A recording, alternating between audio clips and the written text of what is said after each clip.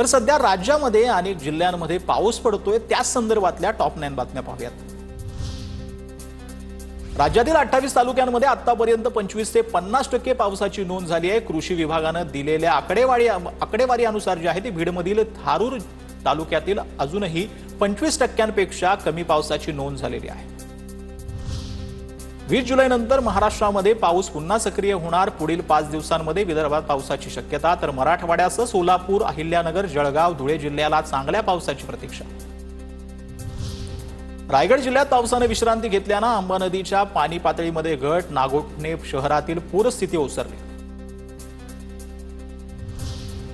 पावसाळ्यात मुंबई गोवा महामार्गाची चाळण, रायगड जिल्ह्यातल्या नागोठाणे जवळ खड्ड्यात वाहनं अडकली, वाहन चालकांना मनस्ताप। सततच्या पावसामुळे रत्नागिरीतील खोरनिको या धरणाला धबधब्याला जे आहे ते रौद्ररूप आलेलं आहे। धरणाच्या मानवनिर्मित सांडव्यातून मोठ्या प्रमाणात पाण्याचा प्रवाह सुरू आहे। कोल्हापुरात गेल्या 24 तासात पंचगंगेच्या पाणी पातळीमध्ये 10 फुटांची वाढ। सध्या पंचगंगेची पाणी पातळी 31 फुटांवर, जिल्ह्यातील 37 बंधारे पुन्हा पाण्याखाली।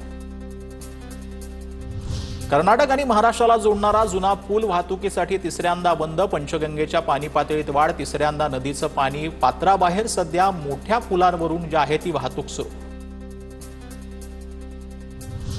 नाशिक जिल्ह्यात जोरदार पावसामुळे धरणसाठा 67%वर, नाशकातले धरण तुडुंब भरल्यानं तब्बल 31 टीएमसी पाणी मराठवाड्यातील जायकवाडीकडे प्रवाहित।